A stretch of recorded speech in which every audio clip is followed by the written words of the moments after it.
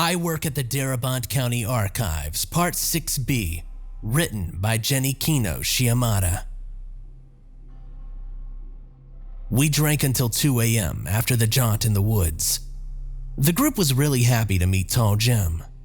It was actually the only point where the cloud of gloom seemed to lift all night. He chatted with us during his break around 11.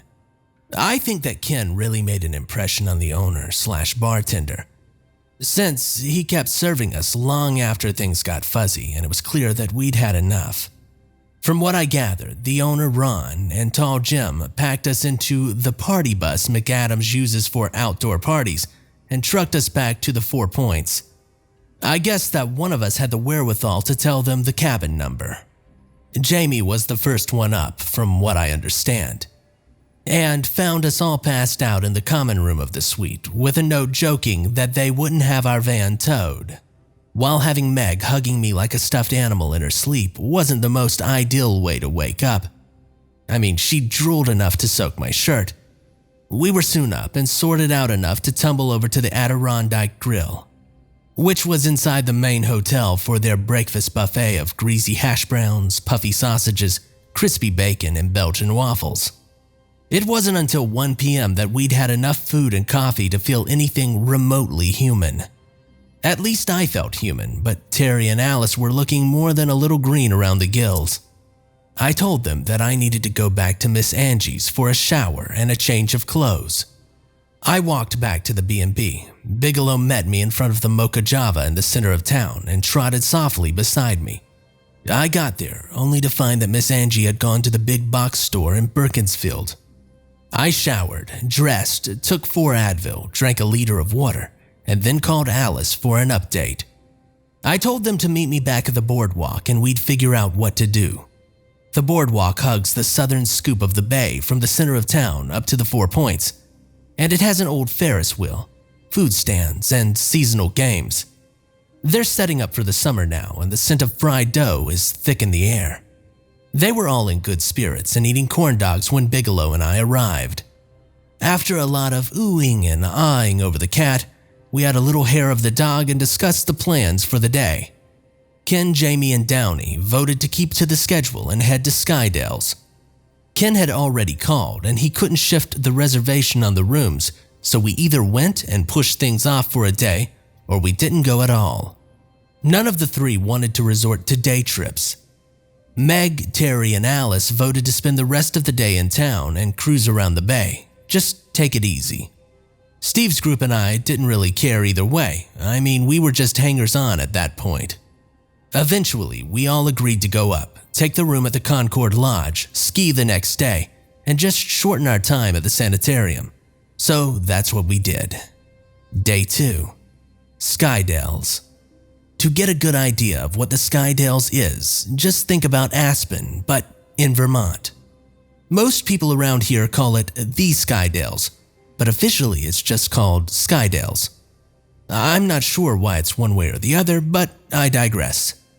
Built into the southern side of Mount Warren, Skydale's was built following the abandonment of Easter Cavett Sanitarium. More on that later. That would have been around 1935 or 36. It was founded by Thomas Jerome, a World War I vet who inherited millions from his distant cousin in Cold Spring. Skydale's filled the gap that the sanitarium previously had held as a vacation resort for the rich and famous. Skiing, sledding, artificially hot springs, and other outdoor activities were initially offered year-round. And today, the town offers 4 high-class hotels, 6 skiing lodges, personal cabins, which are timeshares, and a cable car running up the side of the mountain from Fraser Lake on the shores of the eponymous body of water. 4 years ago, they installed a toboggan line that for $50 lets you ride down the side of the mountain. Steve says that it's pretty fun, saying that it's like a similar ride in Slovenia, although he also admitted that he'd never gone to Europe, where you can control the speed of the toboggan.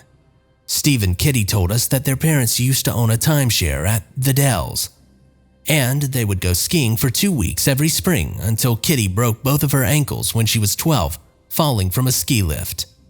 After that, she didn't want to have anything to do with winter sports, and the family sold the timeshare. From what I've gathered, it's a real upper-class town built solely around tourism. I think I need to make something quite clear before I continue. Darabont County is primarily based around tourism. Whether it's hiking, camping, or whitewater rafting in the summer, or skiing, snowboarding, and tubing in the winter, Darabont County has you covered. 4 Points runs a lucrative leaf peeping tour in the autumn, and Precipice Bay does the Lake Champlain ferries, diving, basically anything to do with water in the spring and summer. But it's the winter that really brings in the crowds. If you want skiing, there's the Dells and Sugar Line and Golden Bows. Cross-country skiing around Fraser Lake. An entire skating complex nestled among the trees of Attatuck. And plenty of other options for lodgings across the county. It takes about 2 hours on Route 89 to reach Fraser Lake from the bay, then a 20-minute ride up the gondolas to the Dells. It was around 6 p.m. when we got to the Concord, a massive log cabin-esque monstrosity built along the side of the mountain. The snow machines were still on, giving that we were experiencing a heat wave, and it made the area look like something out of a snow globe if you ignored the bleary sun and the fact that everyone was in t-shirts. We got to the rooms and divvied up the keys. Ken had reserved 6 rooms on the 4th floor, and we split up into pairs. All except for Ken, who got his own room. Alice and Downey were together, and none of us really wanted to listen to them having sex all night long. Meg and Terry were in another, Kitty, Alex, and Cecily in another, and Steve was staying with Jimmy. I ended up rooming with Jamie. We met up for dinner down in the Silver Lode Saloon and then moved over to the Timberline Bar for drinks. We were all still pretty wiped out from the previous binge, so we headed back to the rooms early, around 11 p.m. The next day was pretty standard. We skied and tubed and generally had fun. But there was one event that really threw me personally for a loop, and it just happened to occur at the end of our skiing adventure. It wasn't until I asked Miss Angie a couple of days later that it really all made sense. We were taking the lift to one of the Blue Square runs and had been waiting for a while before getting on, so we were already a little annoyed. We'd figured that hitting the slopes early would mean less of a crowd. School was still in session after all. But nope, there were crowds all the way. I was sitting with Kitty as the lift took us up when I spotted something at the top of the rise on my left. I was seated on the left of the lift. It looked like a male hiker waving. I prodded Kitty and we waved back when a sudden gust of wind blew snow right off the top of the rise, and the figure was gone. We thought at the time that he'd fallen backwards down the hill, because he clearly hadn't gone forwards. We would have seen him. But it wasn't like the rise was super high or anything, so even if he did fall backwards, he probably wasn't hurt. We pushed it out of our minds and enjoyed the run. We decided to try a black diamond run next, and it just so happened to be on the other side of the disused double black diamond that was beside the Blue Square run. As we went up, we decided to see if there was any sign of the guy. It was Kitty that saw him first and slapped me with her gloves. There he was, standing at the top of the same rise again, once again waving. We waved back again, and sure enough, as soon as we did, a gust of wind seemingly scattered his form and shape away, just like smoke. We were gobsmacked and didn't even do the run. We just stayed on the lift until it returned to the base of the mountain. Now, from what Miss Angie has told me and the bits and pieces that I've been able to collect from the newspaper morgue, Skydales is not immune to fatal accidents or acts of nature. In 1998, a partial avalanche on one of the double black diamond runs killed 3 skiers and hospitalized 6 more. Just last year, 2 snowboarders went off a cliff on the same double black diamond, which coincidentally was the run between the blue and black where we saw the hiker. Only one of them survived. Back in 1966, a group of teenage hikers from the county decided to cross over the Tallmen from Skydales to Larksong. Unfortunately for them, their trek happened to take place during one of the worst winters the area ever had.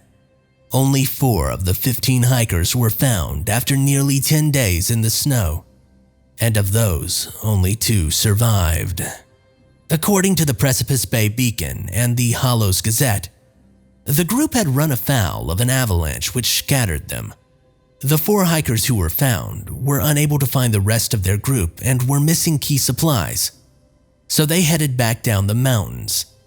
All 4 were in varying degrees of hypothermia and gangrene when the search teams found them, and 2 died before they could properly get off the mountain. On the backs of all of these stories comes Miss Angie's window dressing. According to local legends, the other 11 hikers still wander the mountain looking for their missing friends. They wave and greet you, but when they recognize that you aren't one of the missing members of their group, they disappear. That's the story that Miss Angie claims is as true as gravity. Those looking for something spookier. As if frozen ghosts waving from mountaintops wasn't spooky enough, can turn to one of the many bastardizations that Miss Angie is aware of, which was published in an occult speculation fanzine sometime in the 1990s. It posits that seeing the hiking ghost at night invites them to take you kicking and screaming into the snow. Seeing as the tale of the Wendigo is really popular in the area, it comes as no surprise that the fast spiriting away of solitary people by the Wendigo became entwined with the story of the frozen specters. Those looking for the spirited away by the Wendigo story can look to the Scary Stories to Tell in the Dark books. I can't remember which volume the Wendigo story appears in though. But at least all versions of the hiker ghosts are thankfully free from cannibalism. Oh, and the bodies of the 11 lost hikers were never found. After my ghostly experience, we all had lunch at the Silverlode and planned our next point of interest, the Esther Cavett Sanitarium.